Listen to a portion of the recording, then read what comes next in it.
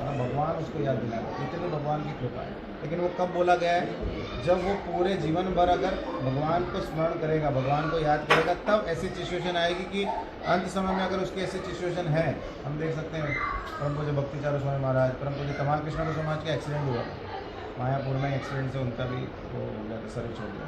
तो कल जैसे हम प्रेमी में प्रो का देते, तो भगवान उन पर कृपा करके उनको स्मरण दिलाते हैं। तो ये विशेष कृपा है भक्ति का।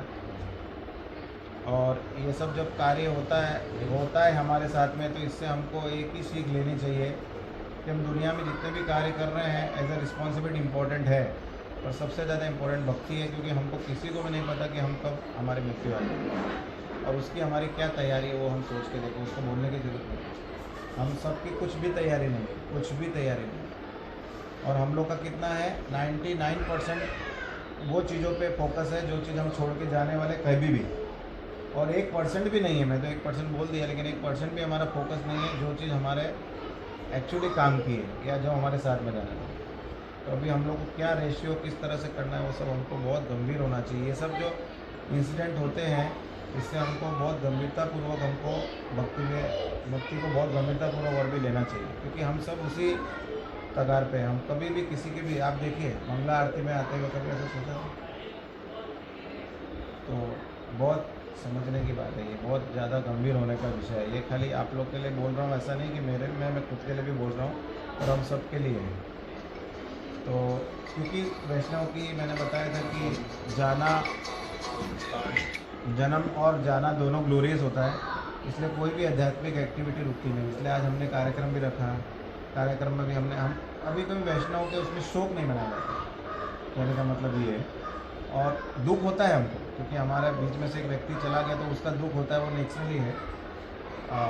लेकिन उसमें शोक नहीं मनाया जाता है, क्योंकि वो भगवान के धाम में वापस से गए हैं, या फिर भगवान की सेवा में, अन्य सेवा में, जहाँ पे भी उनकी ज़रूरत है उसके लिए गए।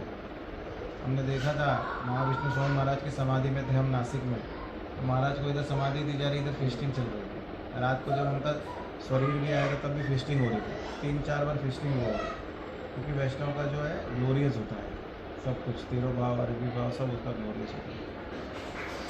तो अभी हम स्टार्ट करेंगे। आप लोग थोड़ा सा भी ये भी ध्यान दीजिए कि हमने आप लोगों को सबको पता है कि राधा गोविंद बैच में उन्हीं लोगों को रखा है जिन्होंने journey of self discovery regular किया था, और या फिर कई जन नहीं किए थे लेकिन उनकी इच्छा है आगे के कोर्सेज़ को करने की। क्योंकि अभी हम लोग वही लोगों को इधर लेना चाह रहे हैं जो आगे भक्ति में गंभीर होके इसको प्रैक्टिकल एप्लीकेशन में लेके आता है भक्ति को। ऐसा नहीं कि बहुत सालों से हम देख रहे थे, 10 साल 15 साल के हमारे वक्त थे, लेकिन उनका कोई प्रोग्रेस नहीं हो रहा था। तो उनके ऊपर अगर हम भी हमारा एनर्जी डालते हैं तो वो एक तरह से श्रम है वही केवलम। तो इसलिए हमने देखा कि हमने इसी बैच में इसी लोगों को रखा है कि जो आगे इंटरेस्टेड है इसको करने के, इम्प्लीमेंट करने के लिए। और अगर आप लोग देख रहे हैं कि अगर कोई आपका संपर्क वाला व्यक्ति जो इस नहीं आ रहा है रेगुलर, तो आप लोग उसको फॉलो कीजिए, आप लोग की भी ड्यूटी है, उसको फॉलो करिए उसको, क्योंकि एक सेशन भी इधर का निकल जाएगा तो वो लिंक नहीं बैठेगा।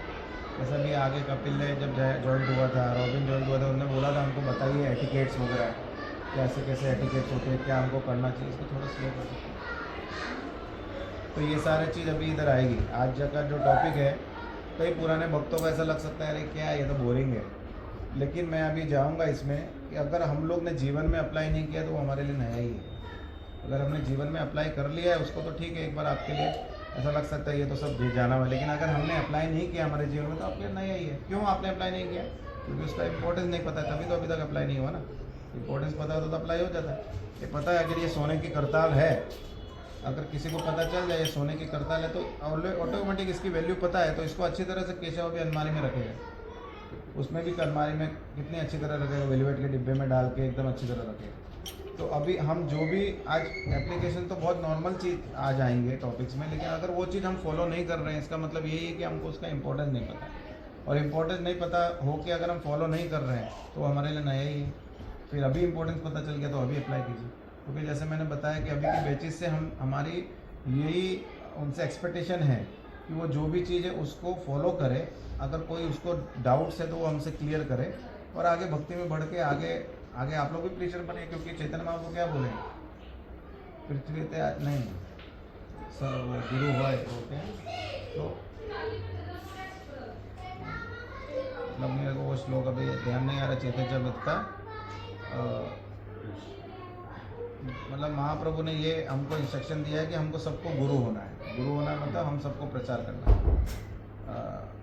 सर्व कर पर उपकार, मतलब हमें भी आ नहीं रहा दिमाग में, लेकिन उसका मीनिंग यही है कि हम सबको गुरु बनना है। गुरु मतलब क्यों बनना है? क्योंकि आज देखते हैं हम 1% भी तो भक्त लोग नहीं हैं। अगर ये पूरी दुनिया को प्रचार करें, पृथ्वी ते आचे नगर आदि ग्राम सर्वत्र प्रचार हो मोरा नाम, ये महाप्रभु ने भविष्यवाणी की है कि पृथ्वी पे आचे नगर आदि ग्राम, जितने भी नगर और ग्राम हैं उधर मेरे नाम का प्रचार होगा। तो प्रचार करने के लिए क्या करना पड़ेंगे? सोल्जर्स बनाने पड़ेंगे, इतने सारे क्रीचर बनाने पड़ेंगे, तभी तो प्रचार होगा। तो इसका उद्देश्य यही है कि मनुष्य जन्म हो यार जीवन सार्थक करी कर परोपकार। ये श्लोक था। एक और है गुरु होने का कि जिसको भी भारत भूमि मनुष्य जन्म हो जार, भारत भूमि मनुष्य जन्म हो जार, जन्म सार्थक करी कर परोपकार। जिसका भी भारत भूमि में जन्म हुआ है उसका एक कर्तव्य भी है साथ में। क्या कर्तव्य है? कि जन्म सार्थक करी। पहले ये जाने कि ये जन्म किस लिए मिला है, और सार्थक करी यानी उसको एप्लीकेशन ला के फिर कर पर उपकार। पर उपकार क्या करना है? सबसे बड़ा उपकार क्या है? किसी को खाना खिलाना, ये उपकार है, अच्छी बात है। किसी को कपड़े देना, ये भी उपकार है, अच्छी बात है। लेकिन बेस्ट उपकार क्या है? कि उसको भगवान का भक्त बना देना, वो सबसे बड़ा उपकार। भगवान का नाम देना, भगवान की लीला का, वो सबसे बड़ा उपकार है। माता पिता से मिला देना सबसे बड़ा उपकार है। कपड़े देना भी अच्छी बात है, भूखे को खाना खिलाने भी अच्छी बात है, लेकिन जो जानता है कि वो लड़के का माँ बाप कौन है, तो वो उपकार सबसे बड़ा क्या है कि उसको अपने उसके माँ बाप के पास पहुँचा दे, ना कि उसको खाली खाना दे के छोड़ दे। लेकिन जिसको नहीं पता है वो ये भी कर रहा है तो बहुत अच्छी बात है, वो गलत नहीं है, वो बहुत अच्छी बात है, ठीक है। लेकिन बेस्ट क्या है कि भगवान के धाम, भगवान से मिला देगा, माँ बाप से मिला देगा, तो अपने आप उसको सारी चीज़ उसकी पूरी हो जाएगी, ठीक है। तो why we do and what we do आज का टॉपिक है कि हम लोग जो भी कार्य कर रहे हैं भक्ति से संबंधित, वो क्यों कर रहे हैं और क्या क्या कर रहे हैं। तो सबसे पहले इसमें बहुत सारी चीज़ें हैं। सीखा क्यों रख रहे हैं, अभी देखते हैं आपने कितने जन जो इधर प्रभु जी ने उनकी सीखा है, जो सीखा मतलब रख रहे हैं। कौन? खाली आप दिखाए आपको नहीं? और अभी जितने भी भक्त बैठे हैं सब पुराने हैं, तो किसी ने भी रखने का प्रयत्न भी नहीं किया। किसी का नहीं आ रहा है वो बात अलग है, समझो आपके हैं, आपके मेरे भी अभी जब से कटाने के बाद नहीं आ रही है, थोड़े से एकदम आ रहे। पहले थी मेरी, उसके बाद में 2 बार कटिंग होने के बाद आ नहीं रही इधर बात बहुत ज़्यादा। तो और सब पुराने भक्त हैं, जैसे अगर उन्होंने नहीं रखा है इसका मतलब कि उसकी इम्पोर्टेंस नहीं पता है, जाहिर सी बात है। फिर मंदिर में जाते हैं हम बेल बजाते हैं, उसका क्या कारण है? हम धोती कुर्ता पहनते हैं, उसका क्या कारण है? साड़ीज़ पहनते हैं माता जी, उसका क्या कारण है? क्या वो कुछ इंपॉर्टेंस है कि ऐसे ही खाली सेंटीमेंट में हम पहन रहे हैं? ऐसा कुछ उसका कारण होगा ना। करताल है, ये मृदंग है, क्या कारण है उसका कि यही बजना चाहिए? तिलक लगाते हैं हम लोग, तिलक का क्या कारण है? वे तिलक लगाते हैं। कौन कौन अभी हम में से जो इधर बैठे हैं वो रोज़ स्नान करके तिलक लगाते हैं? वो आ बताओ। 1 2 और 3, कितनी कम संख्या। सोचिए हम कितने साल से प्रैक्टिसिंग डिवोटी है? बहुत साल से। पूरे नहीं लगाते। नहीं, पहले मैंने बात किया कौन तिलक लगाता है नहाने के बाद, वो आगे चल रोज रेगुलर। मतलब तुलसी का तुलसी का क्या से लेके करता हूँ। गोपी चंदन में लगाने से हमारे लिए गोपी चंदन बोला गया है। तो कौन कौन वापस से करते हैं? ऋषि ने बोला। तो कौन कौन भक्त हैं जो स्नान के बाद में तिलक लगाते हैं रेगुलर यानी विदाउट मिसिंग कहीं? 1 2 और बाकी बहुत सारे पुराने भक्तों ने लगाए। और कौन कौन द्वादश तिलक लगाते हैं नहाने के बाद? द्वादश मतलब है 12 तिलक। और तो इसका मतलब क्या हुआ? इम्पोर्टेंस नहीं पता है, या फिर ये सब जो कर रहे हैं, 2 बात है, या फिर तो इम्पोर्टेंस नहीं पता है, या फिर जो कर रहे हैं, जो भक्त लोग कर रहे हैं वो सब बेकार में कर रहे हैं यार, उनको मतलब इसका कोई इम्पोर्टेंस नहीं है, इसका कोई मतलब नहीं है इसका। ये 2 ही बात है, इसलिए तो कोई बात नहीं है इसका मतलब। ये सब पुराने भक्त हैं। अभी हम लोग यही देख रहे थे कि हमारे भक्त भक्ति में तो सब आ रहे हैं, प्रोग्राम में भी आ रहे हैं, लेकिन इम्प्लीमेंट नहीं है। छोटी छोटी चीज़ है लेकिन इसका बहुत बड़ा महत्व है, बहुत बड़ा महत्व है, यानी बहुत ज़्यादा महत्व है। कोई छोटा महत्व नहीं, बहुत बड़ा महत्व है।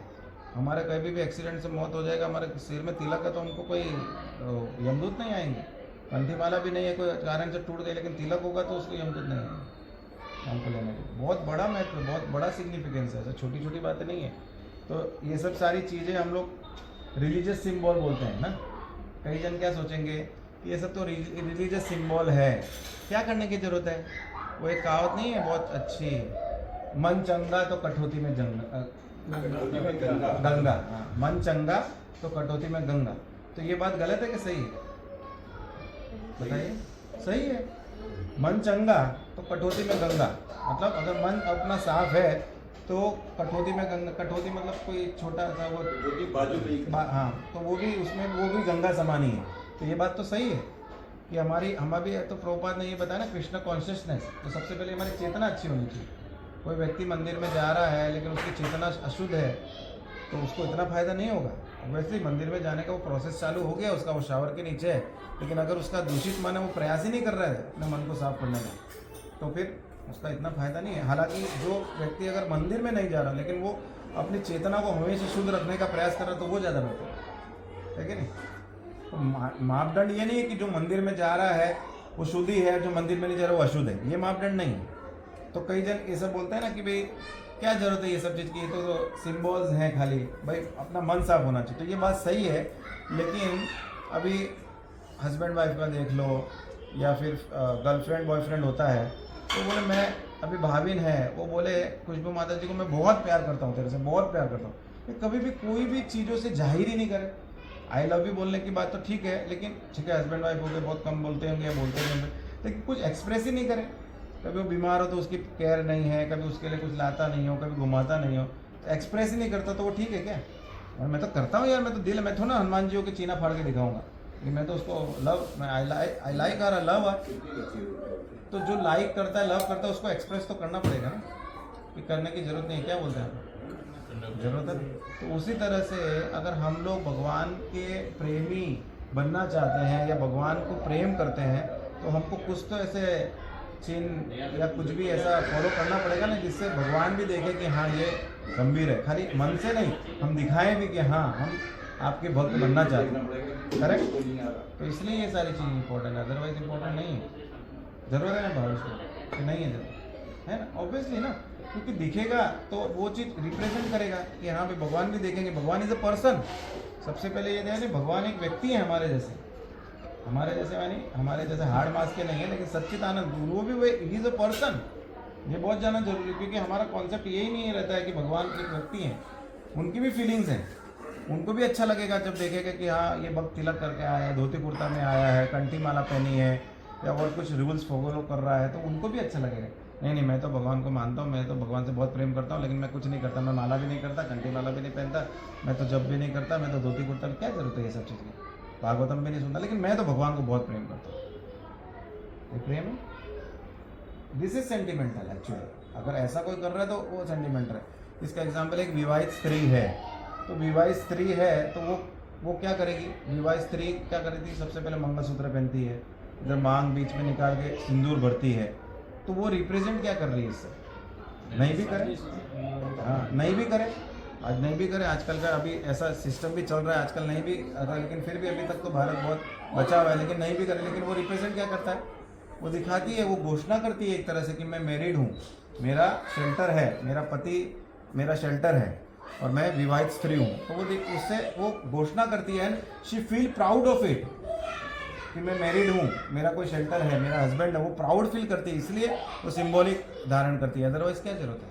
आजकल सिखाते हैं ना, कोई जरूरत नहीं है, लेडीज लोग को क्या जरूरत है ऐसा दिखाने का, लड़के क्या मंगलसूत्र पहन के घूमते हैं, ऐसा बात है ना, फेमिनिज्म वाले जो बातें करते हैं। तो husband should also be proud, उसको भी उसका सिंबॉलिक वो नहीं है, क्योंकि हमेशा ऐसा बोला जाता है कि लेडीज जो है she should be in the shelter of father बचपन में, बाद में पति और पति के बाद में पुत्र, तो उसको शेल्टर, इसलिए ये सिंबॉलिक लेडीज के लिए बना है। जैसे लेडीज लोग जब बाहर काम करती हैं तो बोला जाता है कि अगर कोई उनको बुरी नजर से देखता है तो उसमें से लेडीज का भी पतन होता है। ऐसा नहीं खाली देखने वाले का तो होगा ही होगा, लेकिन लेडीज का भी कोई दृष्टि डालता है तो उससे उसको भी फर्क पड़ता है, उसके कैरेक्टर पे नहीं, लेकिन उसको उसका नाश होता है। इसके लिए ये सिंबॉलिक है। तो वो बहुत खुशी पहनती है ना लेडी, मंगलसूत्र है या तिलक है या जो भी चीज़ जो उसको सिंबल रिप्रेजेंट करती है कि मैं एक विवाहित स्त्री हूँ, रिप्रेजेंट करती है। तो उसी तरह से जब हम लोग भगवान के लिए जो भी चिन्ह हैं या जो भी चीज़ फॉलो करते हैं वो यही रिप्रेजेंट करता है कि I am under the shelter of Krishna. तो सबसे पहले इसमें बहुत सारे रिचुअल्स हम लोग फॉलो करेंगे। तो ये सब इमोशंस को हमारे दिखाने के लिए हम लोग ये सब रिचुअल्स फॉलो करते हैं। लेकिन ये रिचुअल्स स्पिरिचुअल कब बनेगा, जब हम इनकी इम्पोर्टेंस जानेंगे, और हमको जब इम्पोर्टेंस पता चल जाएगा तो हम ऑटोमेटिकली स्वेच्छा से करना चाहेंगे। ऐसा नहीं कि हमारे काउंसलर को बोलना पड़ता है। मैं कितनी बार सचिन से पहले ही बोलता था कि हमारे इस टाइम पे ऐसा नहीं हुआ था कि हमारे काउंसलर ने बोला कि तुम तिलक कर लो, तुम सिखा रखो, तुम माला पहन लो। हम लोग को स्वेच्छा से इच्छा होती थी। जैसे हम प्रैक्टिसिंग डिवोटीज बनते थे, हम डिवोशन में आते थे, जब चालू करते थे ये करते तो हमारी स्वेच्छा से इच्छा होती थी। लेकिन मैंने देखा कि इन दिनों नहीं हो रही है इच्छा। इसका मतलब क्या है कि दोनों में से एक ही काम हो रहा है, या फिर तो हम खाली मतलब जानने की इच्छुक ही नहीं है, या फिर हमको इम्पोर्टेंस नहीं पता है। तीसरा कोई कारण नहीं है इसका। तो सबसे पहले हम लोग स्टार्टिंग से स्टार्ट करेंगे। I think 10 o'clock will finish. तो सबसे पहले हम लोग इधर आते हैं तो हम क्या करते हैं, मेन कार्य हमारा क्या है, इधर क्या सिखाया जाता है इसको, हम लोग क्या करते हैं सबसे पहले कार्य इस्कॉन में आने के बाद हम लोग क्या करते हैं, चैंटिंग में हम लोग क्या करते हैं, हरे कृष्णा मानना। क्या करते हैं, हरे कृष्णा कृष्णा कृष्णा हरे हरे, हरे राम राम राम हरे हरे। तो सबसे पहले हम लोग हरे कृष्णा करते हैं, चैंटिंग करते हैं। तो वो क्यों करते हैं, वो मूवी देख के करते हैं, दम मार दम है ना, बस याद है किसी को? हाँ, सबको होगी, अपने वाले तो याद होगी, अभी नई जनरेशन को याद नहीं होगी। वो याद है उस टाइम बहुत फेमस हुआ था। इस्कॉन तो लोग नहीं जानते थे उस टाइम पे, लेकिन वो जो मूवी आई थी देवानंद थे, हाँ उसमें बहुत वो दम मारो दम मिट जाए गम बोलो सुबह शाम हरे कृष्णा हरे राम, वो बहुत फेमस हुआ था। तो वो मूवी क्यों बनी थी पता है, क्योंकि वो 60s की मूवीज़ है, और 60s के दशक में प्रभुपाद जब फॉरेन गए थे तो हिप्पीज़ के साथ में मिले, और हिप्पीज़ क्या करते थे, इलिटरेट सेक्स करते थे, गांजा लेते थे, असीम, ये सब जो भी नॉन अल्कोहलिक लेते थे, और वो लोग उस टाइम पे जुड़े ही थे प्रभुपाद के साथ में, हरे कृष्णा भी करते थे। तो लोगों ने क्या देखा, ये लोग तो दारू पी रहे हैं, व्यभिचार कर रहे हैं, नशा कर रहे हैं, और साथ में क्या कर रहे हैं, हरे कृष्णा कर रहे हैं। तो ये बहुत अच्छा एक वो मिल गया कि अरे इसके ऊपर मूवी बनाते हैं। तो ऐसे लोगों ने बनाया, और पेपर में सब में भी आया, बहुत सारा सब जगह फेमस हुआ। तो प्रभुपाद के पास सब शिष्य बोलने लगे, देखो देखो प्रभुपाद कितनी बदनामी हो रही है हमारी। तो बोलते हैं कि हरे कृष्णा वाले तो ये सब कर रहे हैं, LSD ले रहे हैं, नशा कर रहे हैं, इलिटरेट सेक्स कर रहे हैं, ये सब कर रहे हैं। तो प्रभुपाद बोले कोई बात नहीं, पब्लिसिटी इज पब्लिसिटी। बोले इट इज़ नेगेटिव पब्लिसिटी और पॉजिटिव पब्लिसिटी, लेकिन पब्लिसिटी तो पब्लिसिटी है ना। कितनी बार हम देखते हैं ना राजनीति में ऐसा होता है ना, वो जानबूझ के पब्लिसिटी करते हैं फेमस होने के लिए। आई थिंक ये रामदेव बाबा जिसने योगा लाए थे, तो किसी ने उनकी दवाई में नॉनवेज, वो क्या नाम था मिनिस्टर का, कोई लेडी मिनिस्टर थी, उनने केस किया था कि इनकी दवाइयों में नॉनवेज मिला हुआ। तो वो केस के बाद तो रामदेव बाबा की सेल और बढ़ गई, बहुत ज़्यादा बढ़ गई थी, क्योंकि पब्लिसिटी तो हो गई ना बहुत ज़्यादा। जिसको पता नहीं था उसको भी पता चल गया कि आयुर्वेदिक दवाई है, फलाने हैं, रामदेव बाबा है, ये सब से बहुत हो गई। तो नेगेटिव पब्लिसिटी होने से भी फायदा तो हुआ ही, पब्लिसिटी तो हुआ। तो प्रभुपाद यही बोले अपने डिसेबल को कि पब्लिसिटी तो पब्लिसिटी है, whether it is negative publicity और पॉजिटिव पब्लिसिटी। और क्या होगा, अभी दम मारो दम हरे कृष्णा हरे राम है, धीरे धीरे आगे आगे जैसे लोग समझेंगे तो दम मारो दम चला जाएगा और खाली हरे कृष्णा हरे राम हो जाएगा। तो पहले पहले जब ये मूवी आई और कोई भी व्यक्ति देखते थे, उसके बाद में कोई इंडिया में भी काफ़ी सालों तक कोई तिलक देखते थे, कोई हरे कृष्णा, अरे वो दम मारो दम ना हरे कृष्णा, हाँ दम मारो दम, हाँ ठीक है। मतलब वो मन में क्या सोच रहा था कि तुम लोग तो वही हो ना जो नशा करते हो और सब व्यभिचार करते हो और बाद में रात को हरे कृष्णा करते हो, वही ना। लेकिन धीरे धीरे क्या हुआ, दम मारो दम खत्म हो गया, दम मारो दम का दम निकल गया, और अभी क्या रह गया, हरे कृष्णा। अभी कोई बोलता है हम लोग आप लोग को किसी को सुना, जब आप लोग कोई बोलते हैं कोई तिलक लगा के जा रहे हैं हरे कृष्णा वाले हैं, तो बोलते हो दम मारो दम वाला हरे कृष्णा नहीं बोलता ना। तो जैसे प्रभुपाद ने बोला वही हो गया, दम मारो दम का दम निकल गया और अभी खाली हरे कृष्णा, अभी ये सब चीज़ नहीं है। लेकिन वो नेगेटिव पब्लिसिटी से भी इस्कॉन बहुत फेमस हुआ था, बहुत जन उस टाइम पे इस्कॉन से जुड़े थे, इस्कॉन के पास में आए थे कि क्या चीज़ क्या है। कोई नशेड़ी देख के आया होगा, ये तो बहुत अच्छी चीज़ है, चलो मेरे को ग्रुप मिल जाएगा नशा करने के, तो वैसे लोग भी आए थे। लेकिन आके जब उन्हें देखा इधर तो शुद्ध भक्ति है, बाद में वो शुद्ध भक्त बन गया। ऐसा कोई दारू पीने वाला आया होगा, कोई नशेड़ी आया होगा, कोई इलिटरेट सेक्स वाला आया होगा, व्यभिचार वाला आया होगा, सब आए होंगे, लेकिन वो आने के बाद अंतर्गतवा क्या हो गया, शुद्ध भक्त बन गया। तो ये था आज हमने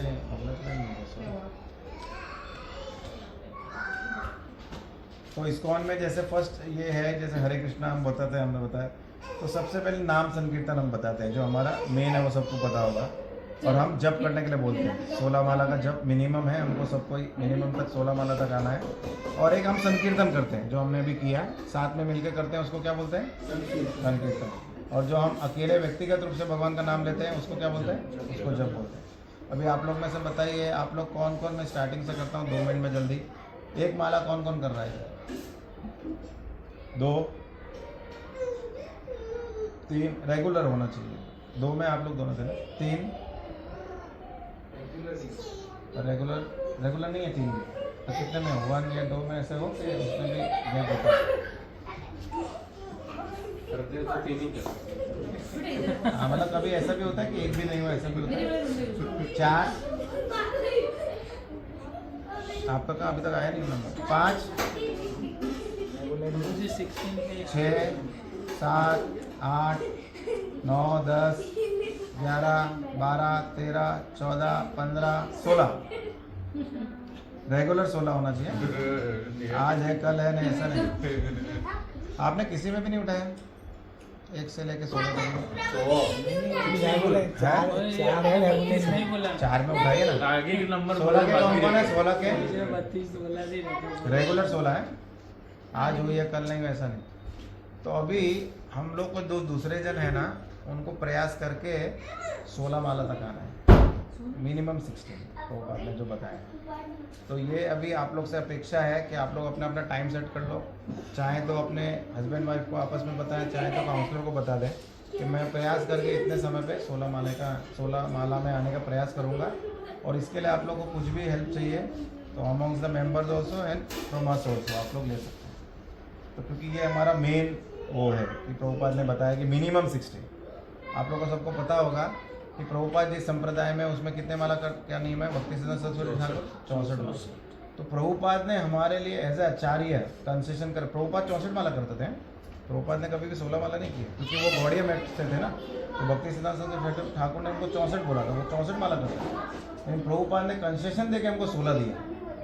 तो अभी ये भी हम नहीं करें तो फिर वी आर नॉट। प्रभुपाद बोलते हैं जो 16 राउंड करता है, is not a human being, is a animal.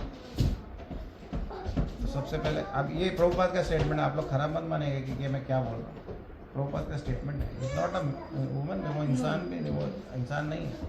लेकिन अभी आज से निराश नहीं हो जाइए, लेकिन प्रयास कीजिए कि हमको करना। सेकेंड टॉपिक पे आते हैं, वैष्णव तिलक।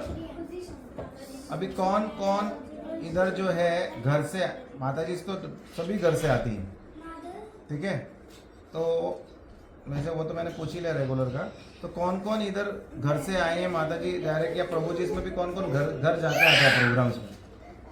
वो हाथ उठाए, घर जाके आता है। 1 2 3, वो तो रास्ते में से आते हैं आप। और माता जी तो ऑलमोस्ट सारे घर से ही आते हैं, कोई ऐसा तो है नहीं कोई जॉब वाले तो अभी इधर बैठे नहीं करवा रहे। लेकिन हमने नोटिस किया कि कभी एक भी माता जी के सर पे तिलक नहीं होता है। मतलब हालांकि तिलक तो हमको रोज करना चाहिए, सब प्रभु जी और माता जी को भी रोज तिलक, क्योंकि स्नान अधूरा है तिलक के बिना। जब हम ये 12 बॉडी पे 12 अक्षर उस पर स्नान वो करते हैं तिलक, तब वो स्नान पूर्ण होता है, अदरवाइज स्नान अधूरा है। ये वैष्णव के लिए। दूसरे जन को बोल सकता है हम तो स्नान के लिए, हमने तो ऐसा नहीं सुना, आप लोग ऐसा कैसा बता रहे फिलोसॉफी। तो पद्म पुराण में लिखा है जो वैष्णव है उनके लिए जब तक तिलक नहीं करेंगे जब तक स्नान अधूरा है। और ये शमशान जैसा, प्रभुपाद बोले जिसका सर पे तिलक नहीं है उसका सर शमशान जैसा है। उसकी शमशान से तुलना की प्रभुपाद ने। शमशान मतलब वस्त्र, तो उसकी शमशान से तुलना की। तो हमको डेली तिलक लगाना चाहिए, लेकिन खास ऐसे तो डेली लगाना चाहिए, तो कोई बड़ी बात नहीं माताओं के लिए। मतलब हम लोग ने सब घरों में आप देखे होंगे जो डिवोटीज के ज़्यादातर तो वॉश बेसिन के उधर ही पेस्ट और वो रखा है। लेकिन पता नहीं, मुझे पर्सनली ये मेरे को पूछना है किसी सीनियर से, लेकिन मुझे जहाँ तक ऐसा लगता है कि हमको, क्योंकि उधर हम कुल्ला भी करते हैं, सब कुछ करते हैं। और ये गोपी चंदन है, क्योंकि बोला जाता है कि गोपियों ने, कई जन बोलते हैं गोपियों ने इनको चरण धोए थे अपने, और कई जन बोलते हैं कि गोपियाँ उधर लुप्त हो गई थी, मतलब उधर गई और फिर वो गोपी चंदन बन गई। तो what ever it is, Dwarka से आ रहा है वैसे भी, तो एटलीस्ट ऐसी जगह पे तो नहीं रखे हैं, शुद्ध जगह पे जहाँ पे हम कुल्ला कर रहे हैं, ये कर रहे हैं। तो मेरा तो ये मानना है कि मैं शुरू से ड्रेसिंग पे रखता हूँ, ड्रेसिंग पे। और ड्रेसिंग जैसे स्नान करके ही तुरंत हम ड्रेसिंग पे बैठते हैं। तिलक का एक और नियम है, आप लोगों को नहीं पता हो तो ये सारी चीज़ें आप लोग बहुत जानिए। तिलक बैठ के लगाते हैं, कभी तिलक खड़े होकर नहीं लगाते हैं। तो आप लोग ड्रेसिंग के वहाँ कुछ भी पानी का इश्यू आएगा तो वापस टेंशन नहीं आना। नहीं, उसके लिए क्या कीजिए आप लोग, ये जो पंप आते हैं ना छोटे वाले, उसमें पानी भर के रखिए, स्प्रे बॉटल आती है उसमें पानी रखिए और वो ड्रेसिंग पे रखिए, और उसका पानी आप लोग एक दो दिन में चेंज कर सकते हैं। मैंने इतना बड़ा रख के रखा है, उसका कभी पानी में कुछ ख़राब नहीं होता, और वही हम यूज़ करते हैं जब ख़त्म हो जाता है, जब नया पड़ जाता है। या फिर एक दो दिन में कोई हाइजीनिक के हिसाब से आप लोग चेंज भी कर सकते हैं, क्योंकि खाली गंगा जल के सिवा सब पानी में कीड़े पड़ जाते हैं, ऐसा बोलते हैं। मतलब गंगा जल इन द सेंस कोई भी पवित्र नदियों के जल के सिवा कीड़े पड़ जाते हैं, ऐसा पानी जब स्टोर होता है। तो मैंने देखा मेरे पंप में तो कभी ऐसा नहीं हुआ। तो ड्रेसिंग के पास पंप रखें। ऐसे तो हम आपको तिलक की विधि आगे दिखाएंगे, तो उसके तिलक करने के बाद फिर आचमन करना होता है, तिलक के बाद आचमन करना रहता है शुरू। तो वो मंत्र है, ये अभी हम आगे आ जाएंगे। तिलक मंत्र के द्वारा, तिलक जो है मंत्र के द्वारा बोल के लगाना चाहिए, तभी उसका हमको पूर्ण फायदा होगा। तो सर पे लगाते हुए ओम केशवाय नमः, फिर नाभि के इधर नारायणाय नमः, फिर इधर ओम माधवाय नमः, ओम गोविंदाय नमः, ओम विष्णवे नमः, ओम मधुसूदनाय नमः, ओम त्र्यंबिकाय नमः, ओम वामनाय नमः, ओम श्रीधराय नमः, ओम ऋषिकेशाय नमः, ओम पद्मनाय नमः, ओम दामोदराय नमः, और जो बाकी का बजेगा वो सर शिखा पे पूछ लेगा, ओम वसुदेवाय नमः। ये दोनों चीज़ दोनों जन के लिए सेम है, लेडीज़ के लिए भी और जेंट्स के लिए भी, इसमें कोई अलग नहीं है। मंदिर में एक स्टैम्प आते हैं वुडन के स्टैम्प, उससे आप लोग बॉडी पे कर सकते हैं। ये तो तिलक चला गया, लेकिन बॉडी का ऐसा करने से बहुत पूरा क्लियर रहता है स्टैम्प पे, देखिए पूरा ऐसा क्लियर रहेगा उससे। क्योंकि तिलक का भी मैं बताऊंगा कैसे ये बीच की जगह कई जन साफ़ नहीं करते हैं, तो वो उसका फ़ायदा नहीं होगा। तो बीच का जगह साफ़ करना बहुत ज़्यादा ज़रूरी है। तो इस तरह से हमको तिलक लगाना चाहिए। देखिए अभी हम लोग सारी चीज़ यही बता रहे हैं जो मैंने पहले बताया, कि अभी हम लोग की ये उम्मीद है कि आप लोग अप्लाई करें, और अप्लाई नहीं करना चाह रहे तो क्यों नहीं अप्लाई करना चाह रहे ये आप बताइए। आपके कोई डाउट्स हैं ये तो आप लोग को क्यों बढ़ना पड़ेगा ना आगे, नहीं तो क्या मतलब क्या फ़ायदा होगा। हम इतने साल से जॉइंट हैं, फिर अभी आगे भी वैसे चलते रहे तो मतलब क्या निकला। तो इसलिए ये देखो आप ये एप्लीकेशंस आ रही है, आपने पहले एक बार बहुत पहले पूछा था, आपने भी पूछा था आने के बाद, और आप लोग को भी जो नहीं कर रहा है इसका मतलब, मैंने वो बोला कि नहीं कर रहा है इसका मतलब वो नहीं है। आप लोग के लिए भी कोई नहीं, ऐसी नहीं है पुरानी बात किसी जो अप्लाई कर रहा है उसके लिए पुरानी बात है, ठीक है, तो मैं जानता हूँ वो ऐसा बोल सकता है, पर जो नहीं कर रहा है इसका मतलब उसके लिए नई चीज़ है ये। तो आप कई जने जैसे तिलक लगा के जाते हैं तो तू पंडित है क्या, हाँ थोड़ा सा ऐसा मजाक जैसा ये आएगा अभी, यही मैं बोल रहा था कि कोई बोलेगा कि पंडित है क्या, या इतना बड़ा लगाने की क्या जरूरत है, ये 2 फुट की रोड जा रही है पूरी, अरे छोटा सा ऐसा कर लिया वो भी ठीक है ना, तुम तो दिखावा करते हो। तो ये सारी चीज़ें बहुत सारी बातें आएंगी।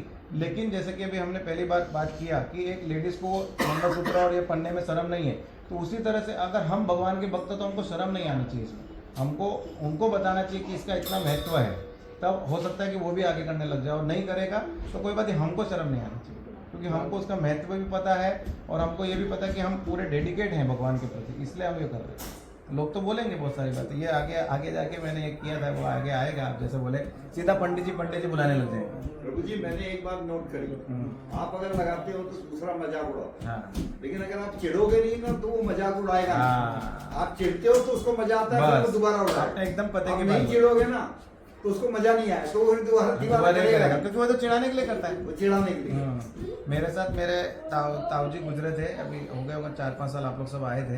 तो उस दिन दूसरे दिन बॉडी उनको लेके जाना था, तो मैं तिलक लगा के गया। मैं तो रोज लगाता हूँ, तो मैं तिलक लगा, तो मेरे दूसरे कजिन ताऊ जी ने व्यंग रूप में मेरे को बोला, हाँ हाँ आ गया पंडित जी तिलक लगा के, ऐसा मारवाड़ी में ऐसे बोला।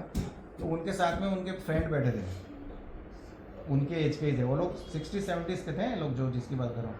उनने सीधा उनको बोला कि कितनी अच्छी बात है कि तुम्हारे घर पे एक ऐसा भक्त है जो इतनी उम्र में भी, छोटी उम्र में भी मतलब ऐसा तिलक लगा रहा है, भगवान को मान रहा है, हमको तो इससे शिक्षा लेनी चाहिए, तो क्या इसको चिढ़ा रहे। वो चुप हो गए और मतलब आगे कुछ नहीं बोले, आगे का मुझे पता भी नहीं है क्या हुआ, लेकिन वो दूसरे व्यक्ति ने उनको किया, उनके ही एज के थे वो लोग, दोनों फ्रेंड जैसे थे, मतलब उनने उनको ऐसा किया जैसे प्रभु जी ने बताया। और मुझे तो कुछ फर्क पड़ नहीं रहा, क्योंकि मैं तो बहुत साल से लगा रहा था, पहले पड़ता था नया नया, जब बता था तिलक ऐसा करके निकाल के चला जाता था कहीं पे जाना था, लेकिन अभी नहीं पड़ता। तो मतलब जैसे प्रभु जी ने बताया वही बात है कि अगर आप नहीं चिढ़ेंगे तो फिर सामने वाले भी करेंगे, और कई जन ऐसे अप्रिशिएट भी करेंगे, जैसे मैंने आपको ये इंसिडेंट बताया। तो तिलक जो है हम लोग ये जो तिलक करते हैं ऐसे यू शेप में, और इधर तुलसी होती है, तो ये इसको क्या बोलते हैं इसको,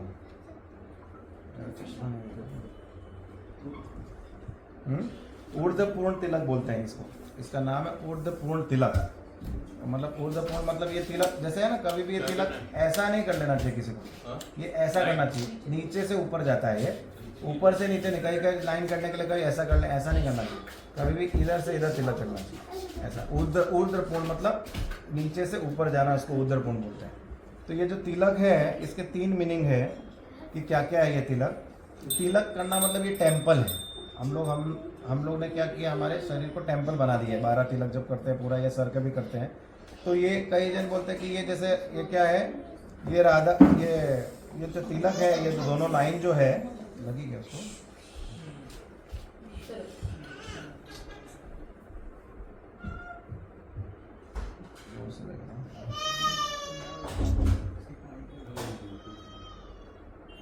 ये जो दोनों लाइन है, ये राधा और कृष्ण के चरण है। एक मीनिंग ये है कि राधा कृष्ण के चरण है, और ये जो तुलसी है वो कृष्ण भगवान के चरणों में तुलसी है, और इधर ब्रह्मा है और इधर विष्णु है, वो भगवान को एक जन चंवर कर रहे हैं, एक जन पंखा कर रहे हैं। तो एक मीनिंग तो ये है तिलक। आप सोचिए पूरा ऑल्टर हमारे सर पे आ सकता है कि अगर हम खाली तिलक लगा दें। क्या हो गया, राधा कृष्ण कहाँ पे, बीच में, मतलब ये दोनों है चरण है राधा कृष्ण के, और ये तुलसी, और बीच का स्पेस जो है वो राधा कृष्ण है, और ये दोनों उनके चरण है, और ये तुलसी है उसके में, और इधर ब्रह्मा और विष्णु जो है चंवर कर रहे हैं, एक जन चंवर एक जन पंखा कर रहा है। एक मीनिंग तो ये है। दूसरा इसका मीनिंग ये है कि ये जैसे हमने बताया कि राधा कृष्ण के चरण है और बीच में तुलसी है, दूसरा। और तीसरा मीनिंग जो है कि कृष्ण जो है इधर गोकुल से आ रहे हैं। एक्चुअली ये मीनिंग क्या है, मीनिंग तो एक ही होता है, अलग अलग आचार्यों की जैसी जैसी भावना है। कोई रसिक है तो उसने, रसिक भक्त ने ऐसा बता दिया कि कृष्ण गोकुल से आ रहे हैं, राधा रानी बरसाने से आ रही है, और दोनों का मिलन इधर वृंदावन में हो रहा है, तो वृंदा यानी तुलसी ये हो गया। तो इस तरह से बता रहे, तो ये रसिक होंगे, ये माधुर्य भाव में होंगे। तो इनने ये राधा कृष्ण और बरसाना वृंदावन को जोड़ दिया।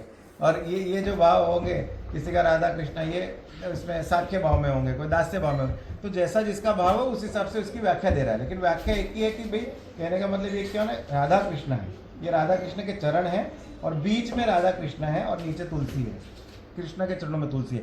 इसलिए बीच का स्पेस क्लियर करना बहुत जरूरी है। अगर बीच का क्लियर नहीं करेंगे तो राधा कृष्ण को तो हमने स्थान ही नहीं दिया, समझे। गुरु महाराज हमारे स्पेशली जब दीक्षा होती है तो तिलक चेक करते हैं कि तिलक में बीच में तिलक प्रॉपर किया है कि नहीं। क्यों? क्योंकि अगर कई जन क्या करते हैं, इधर का तो फिर भी करते हैं, बॉडी का तो सब जन ऐसा कर लेते हैं, बस ऐसा कर लेते हैं। तो आपने जब राधा कृष्ण का स्थान ही नहीं दिया तो राधा कृष्ण आए कहाँ उस तिलक में? कहते कई जन है ना तिलक का बस ऐसा कर लेते हैं, तिलक ऐसा ऐसा, तो वो राधा कृष्ण ही नहीं है। राधा कृष्ण को तो बीच का स्पेस जो हम करते हैं वही राधा कृष्ण उधर बाकी बैठते हैं। सोचे कितना इंपॉर्टेंट है। तो इसलिए वो प्रॉपर तिलक होना चाहिए। तो इसलिए मैंने बताया वो वुडन स्टैम्प का मैं भी पहले हाथ से करता, उसमें टाइम भी ज़्यादा लगता था जब बॉडीज़ में, तो बहुत 12 करते थे, टाइम लगता था, और इतना प्रॉपर कहीं पे स्पेस हुआ कहीं पे नहीं हुआ। तो ये जो वुडन स्टैम्प है वो बहुत अच्छा है बॉडी के लिए। और हाथ वाला तो ऐसे तो हाथ से ही कर सकते हैं इजीली, लेकिन अगर आप लोग नए नए में कंफर्टेबल नहीं तो स्टिक आती है, सबको आपको पता है, वुडन वाला बॉडी के लिए, क्योंकि उससे नहीं होगा। तो ये बहुत ज़्यादा ज़रूरी है और कितना इम्पोर्टेंट है। जैसे हम देखते हैं तिलक करने से कई जन हमको चिढ़ाएंगे, कई जन बोले हरे कृष्णा वाले आ गए, व्यंग में भी बोलेंगे हरे कृष्णा वाले, तो हम लोग के वजह से उसको क्या हो रहा है, कृष्ण का स्मरण हो रहा है, भगवान का स्मरण हो रहा है। तो ये कितनी अच्छी बात है कि कोई हमारे वजह से हरे कृष्णा बोल रहा है। तो कितने सारे टॉपिक थे, तो 10 तो ऐसे बोले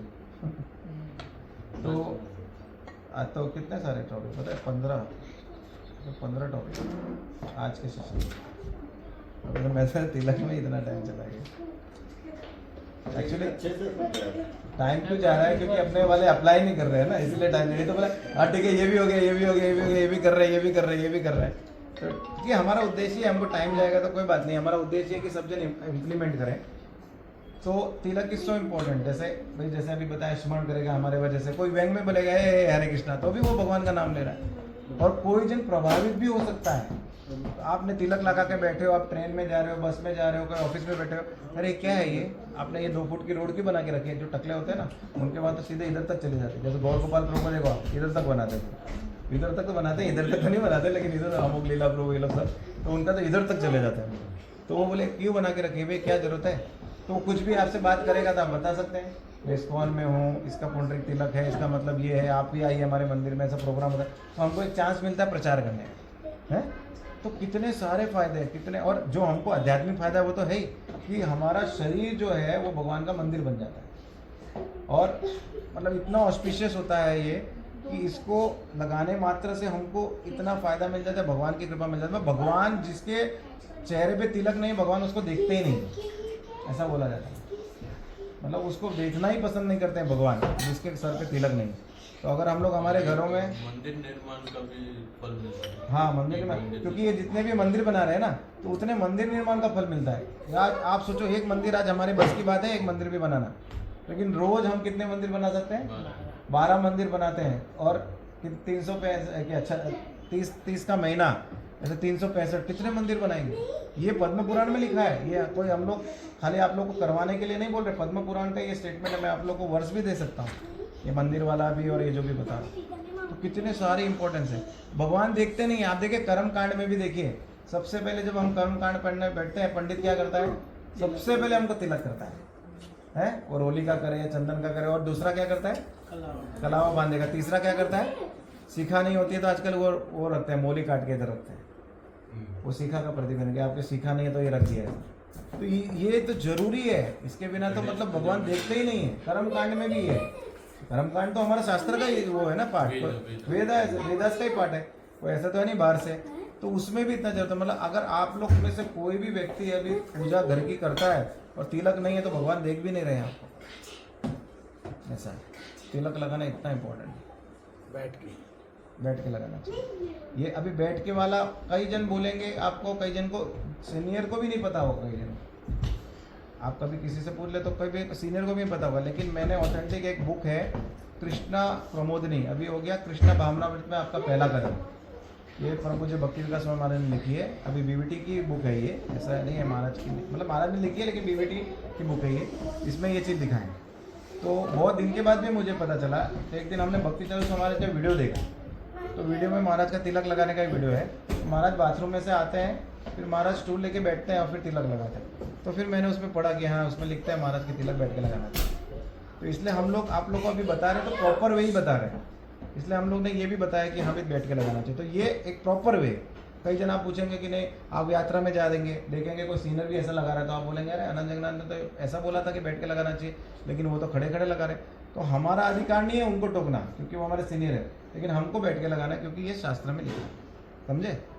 ऐसा नहीं है प्रभु जी, समझो फॉर कोई एग्जाम्पल सीताराम प्रभु को आपने देख लिया, मैं सीनियर है इसलिए नाम ले लिया उनका, कि सीताराम प्रभु को आपने देख लिया कि वो खड़े खड़े तिलक लगा रहे हैं, और केशव ने अभी सुना हुआ है कि भाई बैठ के लगाना चाहिए, और केशव बैठ के भी लगाता है। सीताराम प्रभु आपको पता नहीं, इतने सीनियर डिवोटी आप तिलक खड़े होकर तो लगाते हैं? नहीं, आपका अधिकार नहीं है सीनियर को बोलना, आप लेकिन बैठ के लगाए क्योंकि ये निर्धान है। ऐसा सारे बहुत सारे एटिकेट्स आएंगे। आज तो हमने जैसे बताया था पर्दा हो जाता है प्रभुपाद जी का, हाँ। तो फिर आप चाहे सीधा भी हाँ। परिक्रमा कर सकते हो, फिर आपको ऐसे होने की जरूरत नहीं है। क्योंकि वो तो पीठ हम पर लोग बाग पर्दा होने के हमको बाद ये भी- चीज जाननी चाहिए कि राधा चंद्र को बहुत बार बोलते हैं लकीर का फकीर नहीं बनना है, हमको सब चीज के पीछे क्या चीज है, क्यों कर रहे हैं हम वो देखना है। हम तुलसी महारानी की परिक्रमा करते हैं तो हम टर्न क्यों होते हैं? क्योंकि प्रभुपाद के उधर विग्रह है तो प्रभुपाद को पीठ नहीं दिखी, इसलिए हम टर्न होते हैं। जब प्रभुपाद का पर्दा ही बंद है तो पीठ तो दिख ही नहीं रही ना, फिर क्यों घूमना है, ऐसा चेंज करना है? फिर तो दूसरा नया व्यक्ति बोलेगा तो वो बोले हमारा कल्चर ही बन गया। वो नहीं है बिल्ली वाला कहानी, फेरे हो रहे थे शादी में, बिल्ली बहुत परेशान कर रही थी, तो उसने क्या किया, बिल्ली को एक स्टूल डाल दिया ऊपर, जिससे बिल्ली इधर उधर जाके डिस्टर्ब नहीं कर सके। तो उसकी लड़की ने देखा कि बिल्ली थी, उसकी लड़की की शादी हुई, वो लड़की की शादी हुई तब ये उसकी माँ ने ऐसा किया था। फिर वो उसकी लड़की की जब लड़की बड़ी हो गई तो बिल्ली ढूंढने गई, मेरे घर में शादी है बिल्ली दे, मेरे को बिल्ली चाहिए, मेरे घर में शादी है मेरे को बिल्ली चाहिए। तो क्यों चाहिए बिल्ली? शादी बोले नहीं, मैंने मेरी माँ को देखा है जब फेरे के मंडप में है उधर बिल्ली को उसने रख के उसके ऊपर वो डाल के रखा था, स्टूल डाल के रखा था। बिल्ली जरूरत है, बिल्ली जरूरत नहीं थी, वो परंपरा उसको बन गई। बिल्ली की जरूरत थोड़ी थी, वो तो बिल्ली डिस्टर्ब कर रही थी सामान इधर वो, इसलिए बिल्ली को ऊपर डाला था, लेकिन उसको क्या हुआ, परंपरा बन गई। तो ऐसा हम लोग परंपरा बना देंगे। अगर कोई चीज़ का महत्व नहीं पता होगा तो ये चीज़ क्यों कर रहे हैं, तो ये चीज़ है। तो ये चीज़ हमको पता होनी चाहिए। हमको प्रभुपाद को पीठ नहीं दिखानी, इसलिए हम टर्न मार रहे हैं। और कभी हमने प्रिकॉशन दिया है कि मंदिर में हम जब भगवान का दर्शन करके ऐसे पीठ घुमा के निकल जाते हैं? रॉन्ग है।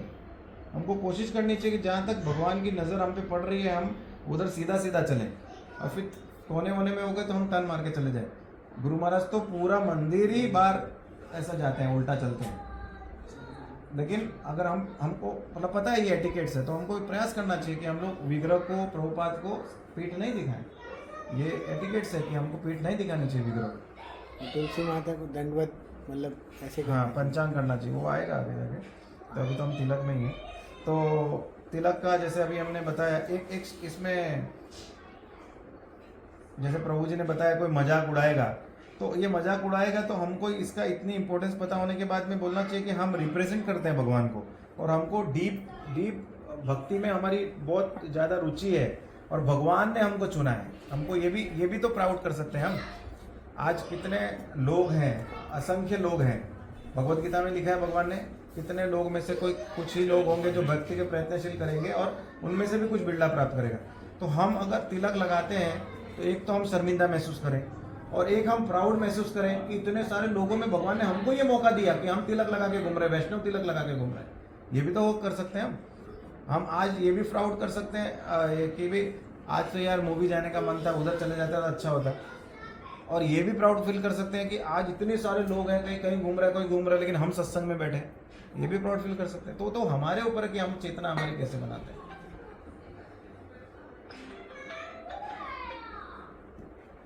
तो ये बात है तिलक के लिए भी है। और गोपी चंदन मैंने जैसे आपको बताया है कि द्वारका में जब हम बेट द्वारका की तरफ जाते हैं तो उधर ये गोपी तालाब है, और उधर ही सारी रानियों ने, कई जन बोलते हैं कि पैर धोया था, क्योंकि भगवान जब गए थे तो सब पूरा यदुवंश को विनाश करके गए, मतलब आपस में लड़ने लगे, वो स्टोरी है पूरी। तो सब कई जन बोलते हैं कि खाली गोपियों ने उधर पैर धोए थे तो ये चंदन के रूप में आ गया। कई जन बोलते हैं कि गोपियाँ ही उधर लुप्त हो गई थी, लोग गोपियाँ उधर डुबकी लगाई और वो लोग लुप्त हो गई, और उसके बाद में गोपी चंदन हो गया। और आज तक उधर सैकड़ों मात्रा में जब आप जाएंगे इतने बड़े बड़े पत्थर मिलते हैं गोपी चंदन में, और वो भी 10 रुपये में इतना बड़ा पत्थर दे देता है आपको।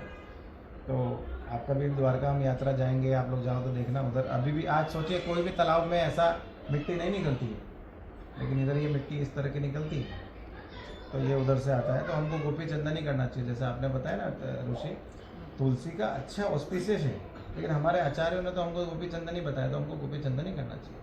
कोई राधा कुंड के बाजू में रहता है, कहीं जैसा भी राधा कुंड की मिट्टी को लगा रहा है तो ठीक है, लेकिन हमको गोपी चंदन बोला तो हमको गोपी चंदन ही लगाना, हमको दूसरा कुछ नहीं लगाना। अगर कोई आपको दे भी देता है राधा कुंड को, आपको स्पर्श कीजिए, उसको आपने प्रणाम किया वो ठीक है, लेकिन हमको रेगुलर में लगाना गोपी चंदन ही है, क्योंकि हमारे आचार्यों ने जो बोला वही हमको फॉलो करना।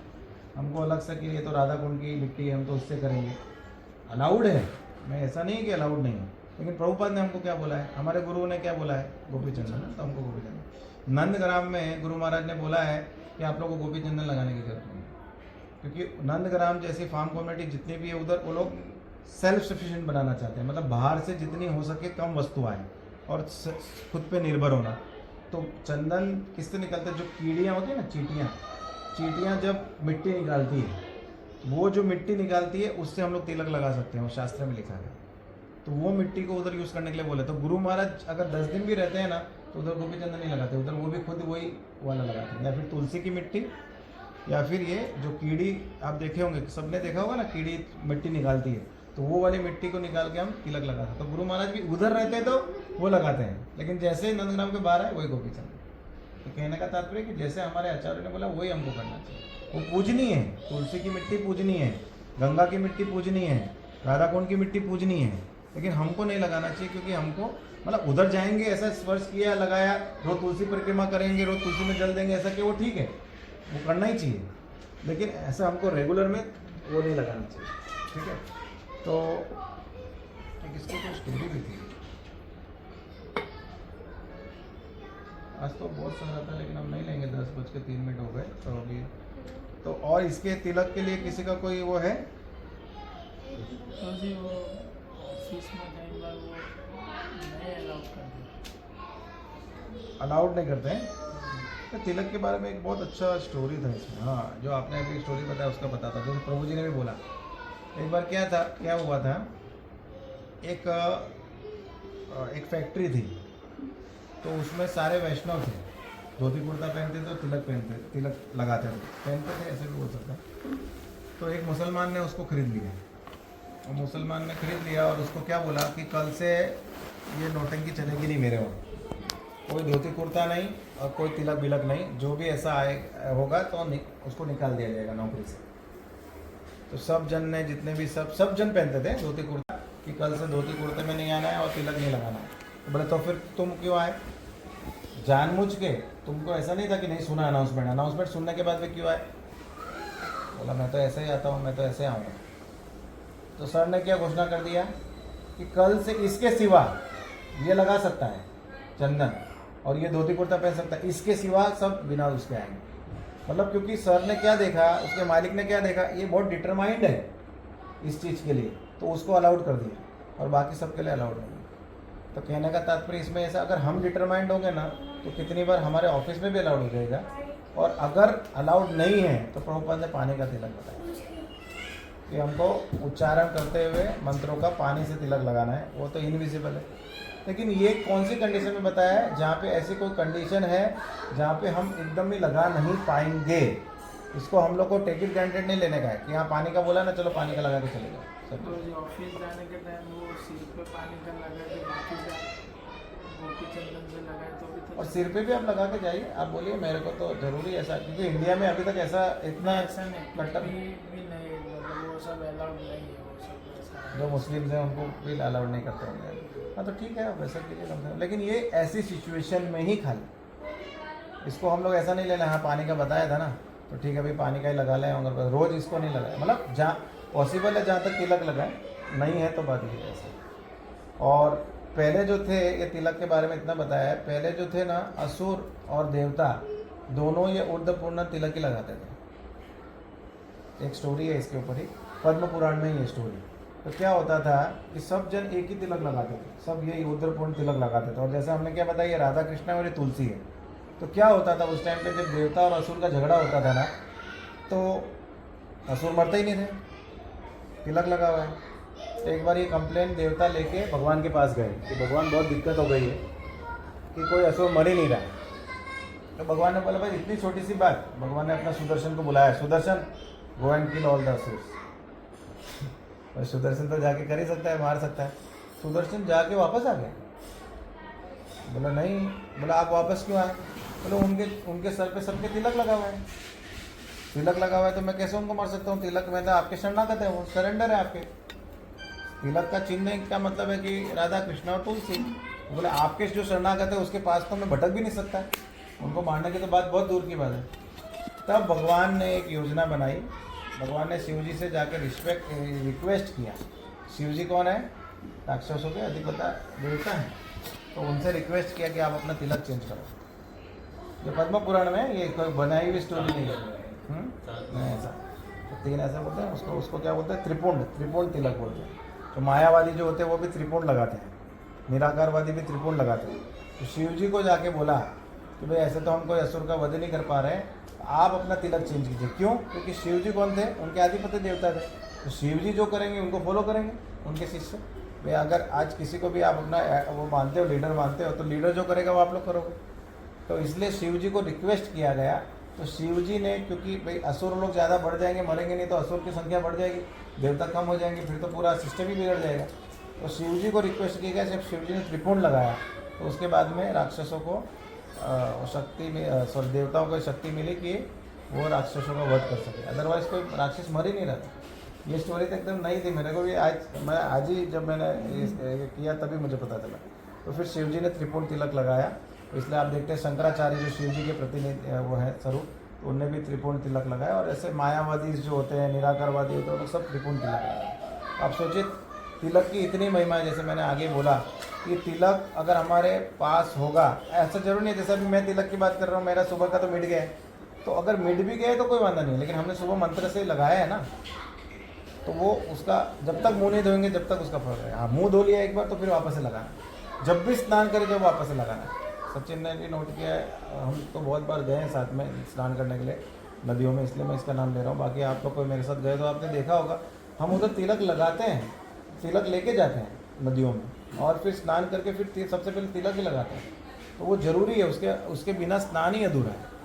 मतलब ऐसा नहीं है कि अभी नदियों में नहाया तो फिर ज़रूर नहीं है, रूम में जाके लगा लो, नहीं, ये सिस्टम ही बना लो आप लोग सब कि बाथरूम से निकलना है तो ड्रेसिंग के पास में तिलक ही लगाना है। सबसे पहले तिलक लगा के फिर बाद में आपको कपड़े पहनने हैं। तो ये होना चाहिए। मतलब इससे सोचो, ये जो स्टोरी हमने दी बताई खाली आप लोग को जान के, नई स्टोरी बताने के लिए तो ना बताया कि जिससे बोर हुए। स्टोरी का महत्व ये है कि आपके पास में, हमारे तो कोई ऐसे कर्म है नहीं अभी कि हमको विष्णु दूत लेने आएंगे। है कोई, किसी के भी कोई इधर बैठ के निर्भरता से बोल सकता है कि नहीं नहीं मेरे को तो विष्णु दूत आएंगे लेने के? नहीं, हमारे तो ऐसे नहीं है। हमारे तो अंदर काम, क्रोध, लोभ, मोह, मत्सर सारा भरा पड़ा है, और वो भी क्वांटिटी में भरा पड़ा है अच्छी तरह से। मैं खुद बोल रहा हूँ तो मेरे अंदर काम, क्रोध, लोभ, मोह, मध्य, मत्सर एकदम कूट कूट के भरा पड़ा है। तो मेरे तो ऐसा कुछ है नहीं अभी तक कि मेरे को नहीं लेने आए, लेकिन ये तिलक कंठी माला मुझे बचा सकता है। एटलीस्ट बोलते हैं जो तिलक लगाएगा उसको कम से कम नेक्स्ट जीवन जो है मनुष्य का मिलेगा, ये गारंटी है पद्म पुराण में। क्यों? क्योंकि आगे जाके वो भक्ति कर सकते वापस है। उसको हो सकता है धनवान परिवार में जन्म मिले वापस है। क्यों? क्योंकि उसको अपने डेली ब्रेड के लिए वो स्ट्रगल नहीं करना पड़े। उसको ब्राह्मणों के घर पे, ब्राह्मण यानी जो एक्चुअली ब्राह्मण जो फॉलो करेंगे, जो भगवान की भक्ति रखते हैं, ब्राह्मण मतलब खाली वो थ्रेड वाले ब्राह्मण नहीं, जिसके घर में भक्ति, ऐसे ऐसे घर में जन्म मिलेगा नेक्स्ट जन्म। क्यों? क्योंकि उससे वो भक्ति कर सके, बचपन से उसको संस्कार मिलेंगे भक्ति। इतने सारे लाभ है तिलक। तो कौन कौन बनिया है जो ये सबसे बचेगा? बनिया आदमी तो देगा मेरा लाभ इसमें खत्म। अभी द्वारका भी जाता है गोपी तालाब में तो सोचेगा साला इतना बिकते हैं, इस्कॉन वाले लगाते हैं इतना, कैसे मैं कुछ ऐसा करूँ कि मेरे को गवर्नमेंट ये हाथ में दे दे और मैं इसको बेचूँ, खाली मेरी मोनोपोली हो जाए। बनिया तो उधर भी जाके देखेगा, वो स्टोरी है ना, बनारस में जाके देखता है यार, वो तो उसको वैराग्य नहीं आ रहा था, कहीं पे भी उसके पिताजी को ले जा रहे थे। सुनिए स्टोरी, सुनिए किसी ने? चलो इस स्टोरी को बोल के एंड करते हैं, क्योंकि हम आगे का तो आज चालू नहीं कर पाएंगे। आगे का तो अभी तिलक के बाद में ड्रेसिंग का था, धोती कुर्ता और साड़ी का था, वो हम बाद में लेंगे। कैसा है आज का टॉपिक जो अभी हम लोग सब ले रहे हैं, अभी कैसा है? जरूरत है कि नहीं है ये सब चीज़ें? तो एक बार क्या हुआ, एक व्यक्ति थे, बहुत उम्र के थे, 70-80 साल के थे, लेकिन उनको वैराग्य ही नहीं आ रहा था। बहुत पैसे वाले थे, सब कुछ था, वो वैराग्य नहीं आ रहा था। उनके बेटों ने क्या बोला, एक पंडित जी को हायर किया। बोले मेरे पिताजी इतने ज़्यादा बिजनेसमैन थे, लेकिन अभी उनकी उम्र हो गई है, हमको उनका अगला भी सुधारना है, परलोक सुधारना बोलते हैं अपने भाषा में, परलोक भी सुधारना है। तो हम चाहते हैं इनके अंदर कुछ वैराग्य आए, कुछ भक्ति आए, तो आप ट्राई करो। तो पंडित बोलता है बस इतनी सी बात है, मैं तो खुद पंडित, मेरा काम ही है सब। पंडित को सौंप दिया जाता है, टेंडर दे दिया जाता है पंडित को कि मेरे पिताजी को आपको उनका परलोक सुधारने के लिए उनके में कुछ वैराग्य लाओ। Vairagya in the sense detachment with the material things और attachment with the spiritual things, ये है ऐसा। तो उनको अलग अलग जगह पे लेके जाता है, हरिद्वार लेके जाते हैं, उनको मथुरा वृंदावन लेके जाते हैं, कहीं पे भी कुछ उसको बोलते हैं देखो इधर सब संतों को दिखाते हैं, वृंदावन में जाके दंडवती परिक्रमा दिखाते हैं। 1,000 दंडवती परिक्रमा कर रहे हैं लोग, पता है आपको? आप लोगों ने देखा है? 1,000 दंडवती परिक्रमा किसको बोलते हैं पता है? किसी को पता है? सबको पता है ना? 1,008 बार वो एक जगह दंडवत करेगा। कितनी बार? 1,008। अभी है एक व्यक्ति, अभी थोड़े दिन पहले मैंने देखा, 1,008 दंडवती कर रहा है। हाँ, गोवर्धन 108, 1,008 वाले तो बहुत कम होंगे। 1,008 एक बार उधर दंडवत करेगा, मतलब एक उनके हाथ में देखा पत्थर रखे रहते हैं आगे, तो वो क्या करते हैं, एक एक पत्थर की काउंटिंग करते हैं। 1,008 बार एक बार दंडवत करेगा, फिर एक बार आगे बढ़ेगा, ऐसा करके गिरिराज की परिक्रमा करेगा। उसको जीवन चला जाएगा उसको, मेरे ख्याल से 20-25 साल की तो होगी कैलकुलेशन, ज़्यादा भी हो सकती है। वो थक भी जाएगा, रुकेगा भी। ऐसे 108 वाली भी करते हैं लोग। अरे 108 की तो 8 वाली भी कितनी डिफिकल्ट है। 8 वाली छोड़ो, 1 वाली, एक बार दंडवती परिक्रमा गोवर्धन की हमको चल के करते हैं कितना घंटा लगता है? 6 घंटे लगते हैं, बड़ी वाली छोटी वाली में चल के करते। तो वो एक दंडवती परिक्रमा करेगा तो कितना टाइम लगता है? एक भी बहुत है, और एक तो सॉरी 108 वाली, 1,008 वाली, तो उनका कितना समर्पण होगा गिरिराज जी। वो तो गिरिराज जी को गिरिराज ही देखते होंगे, हम तो आज भी पहाड़ देखते हैं इतना सुनने के बाद में, लेकिन वो स्वयं गिरिराज जी को गिरिराज देखते हैं। तो अभी तो 1,008, 108 है, ये सब दंडवती कर रहे हैं। तो गया उधर, बोला कुछ वैराग्य उत्पन्न हुआ, बोला नहीं क्या है, ठीक है कर रहे हैं इसकी रुचि। हरिद्वार लेके गया, उधर सबको दिखाया, बोला नहीं ठीक है कोई बात नहीं। तो अनेकों स्थान में मतलब अपने पिताजी को लेके गया, लेकिन उनका वैराग्य नहीं जगा। कहीं पे भी उनको तो वही दुकानदारी याद आती थी, वही घर परिवार पैसा याद आता था, मेरा बिजनेस ठीक से चल रहा है कि नहीं है, पंडित जल्दी चल, उधर मेरा लॉस हो रहा है, मेरे को पता है। फ़ोन में डील्स करते थे कि मैं मेरी मीटिंग हाँ इधर की है, वो है जो भी। फिर बाद में एक बार वो लेते लेते पंडित भी थक गया, लेकिन ठीक है, उसको तो टेंडर मिला हुआ था, पता था कि भाई टेंडर पास हो जाएगा तो काफ़ी पैसा मिलेगा। पंडित जो होते हैं वो लोभी, ब्राह्मण तो लोभी बोलता ही जाता है। तो बाद में वो लोग ऐसे चलते चलते कहाँ पे चले गए? काशी चले गए। बनारस नहीं, काशी। काशी में काशी तो Kashi is the same thing ना, काशी का काशी नाम बनारस तो में- एक ही तो हो गया। और उधर भी उसको कहाँ पे ले गया, 10वें घाट। और 10वें घाट पे भी उधर क्या कहाँ पे ले गया उसको, जहाँ पे कंटिन्यूस चिता जलती है, उसको क्या नाम है उसको? हाँ? मणिकर्णिका घाट, उधर ले गया। उधर वो देख रहे हैं मणिकर्णिका घाट में 2400 घंटे चिताएं जल रही है, और एक नहीं बहुत सारी, क्योंकि उधर की प्रथा है कि उधर जो मोक्ष लेने के लिए ही लोग आते हैं। उधर साल भर 2 साल 10 साल लोग उधर रहते हैं, जाके उनकी मृत्यु उधर आ जाए। क्योंकि काशी को शिव जी को वरदान दिया गया है कि शिव जी जो है काशी में जो मरता है उसको मुक्ति मिलती है। पता है आपको ये बात? काशी नु मरण सूरत नु जमन। सूरत नु जमन ने काशी नु मरण, वो सासों अपने मूवी देखी थी ना। तो ये क्यों मिलता है उधर? शिव जी क्या करते हैं जो काशी में मरने वाले को मोक्ष मिलता है, पता है आपको क्या?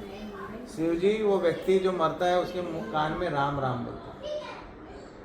जो काशी में मरता है तो शिव जी उसके कान में राम राम बोलते हैं, जिससे उसको मोक्ष मिलता है, उसको भगवान का काम है। ये उधर की इम्पोर्टेंस है। हाँ।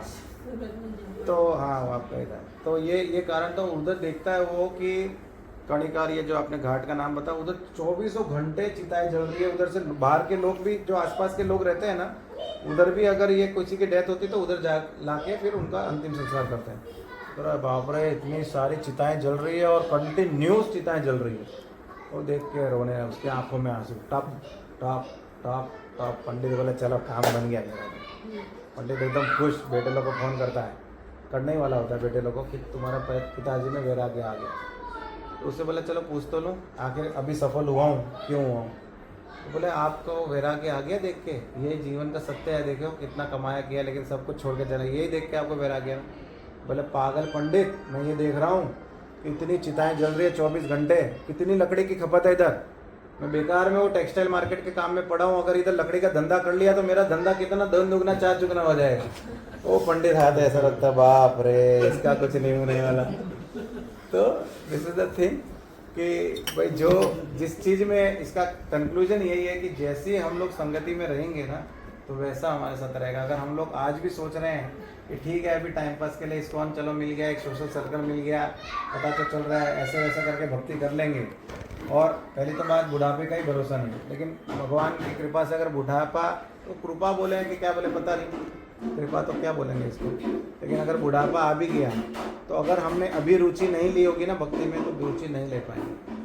तो मेरे बहुत सारे घर में ताऊजी हैं, बड़े उम्र के हैं, जो पूरे टाइम फ्री हैं, उनको हम बोलते हैं कि एक श्लोक पढ़ लो, या एक माला नहीं आधी माला कर लो। छोटी वाली माला मैंने ला के दी थी, मेरी बुआ जी आई हुई थी, वो भी नहीं कर पाते हैं।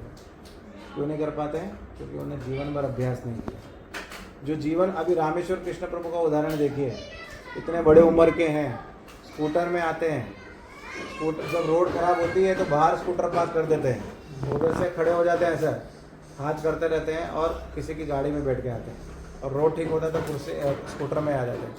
तो उनका ये क्यों ऐसा कर पा रहे हैं? वो 365 दिन मंगला आरती आते हैं, 10 बजे तक जाते हैं, फिर बाद में खिचड़ी सेवा में बोलोगे तो एवर रेडी रहते हैं। तो ऐसा उनकी रुचि क्यों है? दिन में शायद 32 माला तो करते ही, और बहुत ग्रंथ पढ़ते हैं, बहुत ग्रंथ पढ़ते हैं, और सब चीज़ में एक्टिव है। एक एक कुर्सी लगाते हैं, वो चाहते हैं जितना मेरे से बन पड़े उतना मैं सेवा कर लूँ मंदिर की। आप देखेंगे भागवतम के पहले पूरी कुर्सी लगा देते हैं, एक एक फूल पत्ता भी कुछ गिरा होता है उठा देते हैं। मतलब आप उनको मार्क करना, एक दिन वो पूरे टाइम कुछ ना कुछ सेवा करते रहते हैं, पूरे टाइम मंदिर में। आइडियली बैठते ही नहीं कभी। जो आगे जल और हाँ, जो प्रसाद देते हैं तो वो क्यों कर पा रहे हैं? क्योंकि उनने भक्ति का अभ्यास कर लिया था, बहुत जल्दी तो नहीं किया था। उनका बेटा पांडव सेना में जुड़ा था, लक्की भी। आगरा स्वीट में, जो आगरा स्वीट में हम पांडव सेना चलाते थे उस टाइम पे, अंडर गारमेंट्स लेने आया था उधर अपने, वो लड़का सौरभ। और ऊपर हरे कृष्णा कीर्तन सुना हमारा तो वो आ गया, लक्की जो नाम बता रहे हैं, और वो आ गया था। और बहुत सिंपल लड़का है, वो इस तरह से जुड़ा था। और वो जुड़ते साथ ही उसने अपने पिताजी को पुश किया। उनकी माताजी तो बहुत पहले देहांत हो गया था, तो पिताजी को पुश किया और पिताजी ने उसको बहुत अच्छी तरह से गंभीरता रूप से कृष्णा कॉन्शियस को लिया, तो आज वो कर पा रहे हैं। नहीं तो वो भी नहीं कर पाते, उनकी भी रुचि नहीं लगती, उनका मन नहीं होता। आज सोचो कितना डिफिकल्ट, हम तो 4 व्हीलर में आते तो बोलते इतना रास्ता खराब है, वो 2 व्हीलर में आते हैं और सब व्यवस्था हो जाती है। कभी उनके पास नहीं होता है तो किसी व्यक्ति को फ़ोन कर देते हैं, भक्त को फ़ोन कर देते हैं, मेरे को आज लेके चलना, मेरे को छोड़ देना, ऐसा करना। तो मतलब कहने का मतलब यही था, बहुत इम्पोर्टेंट है कि हम ऐसे भक्तों का एसोसिएशन लें जिनको इसमें रुचि है, और हम हमारी रुचि डेवलप करें। भक्ति के प्रति हमारी रुचि एकदम नाम मात्र भी नहीं है। अभी हम सोच रहे हैं कि आज हम ये सत्संग में बैठे तो हम तो बहुत अच्छे हैं, बाहर के लोग खराब है, लेकिन ऐसा नहीं है, हमारी रुचि नहीं है। हम लोग उनसे ज़्यादा दुर्भाग्यशाली हैं, क्योंकि उनको तो अभी तक हरिनाम नहीं मिला, कोई भक्त का संग नहीं मिला। हमको तो सब कुछ मिलने के बाद में हमारी रुचि नहीं। जब हम शिष्टाश्रम में पढ़ते हैं, सेकंड श्लोक क्या पढ़ते हैं? नामनाकारी बहुधा निज सर्व शक्ति तत्रा पिता निमित्त स्मरणेन काला एतादशी तव कृपा भगवत मामी दुर्दे दही स्नेह जानी अनुराग। आपने अपने नाम में पूरी शक्ति भर दी है, मुझे पता है, लेकिन मैं इतना दुर्भाग्यशाली हूँ कि ये जानने के बाद में भी मेरी इसके प्रति रुचि नहीं है। तो हमारी कंडीशन यही है कि हम लोग सब कुछ जानने के बाद में भी हमारी रुचि नहीं, तो हम लोग ज़्यादा दुर्भाग्यशाली हैं वो व्यक्ति के सिवा जो बाहर को। हम लोग को बहुत ज़्यादा गंभीरता से भक्ति को लेना चाहिए, और इसको रुचि डेवलप करने के लिए जो भी आप लोग को आवश्यकता चीज़ लगे वो स्टेप उठाने चाहिए। खाली इधर से सुन के चले गए बाद में हाँ ऐसा नहीं, हमको स्टेप उठाने चाहिए कि क्या स्टेप हमको उठाने पड़ेंगे जिससे हमारी रुचि बढ़े। भागवतम में एक श्लोक है, अगर कोई कितना भी कुछ करता हो, लेकिन अगर उसको हरि कथा सुनने में अगर रुचि उसकी नहीं हुई, तो जितने भी वो कार्य कर रहा है भक्ति में भी, तो श्रम एवं ही केवल है, वो खाली श्रम है। तो भक्ति का सबसे इम्पोर्टेंट पार्ट है कि सुनने में रुचि आनी चाहिए, श्रवण करने में।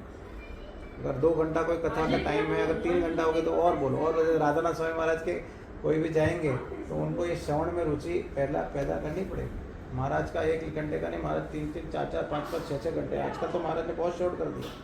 पहले महाराज 6-6 घंटे लेक्चर करते थे, लंच के टाइम पे लेक्चर किया तो रात को डिनर के टाइम तक खत्म होता था। श्रवण में रुचि सबसे ज़्यादा डेवलप करनी पड़ेगी, नहीं तो हमारे भक्ति में कार्य भी सारे क्या हो जाएंगे? श्रम वही केवल, खाली श्रम हो जाएगा। बहु जन्म करी श्रवण कीर्तन तबे ना पावे हरि नाम प्रेम धन। बहुत ज़्यादा अभी हो जाएगा। चलो अभी हम केक कटिंग करते हैं। और तो आप सभी वैष्णव से प्रार्थना है कि आप लोग मेरे लिए प्रेयर कीजिए कि मेरी हरिनाम में श्रवण करने में रुचि पैदा हो, और आप लोग के लिए भी मैं प्रार्थना करूंगा, और साथ में जो भी इसके लिए स्टेप्स हैं वो हमको लेने चाहिए। हरे कृष्णा।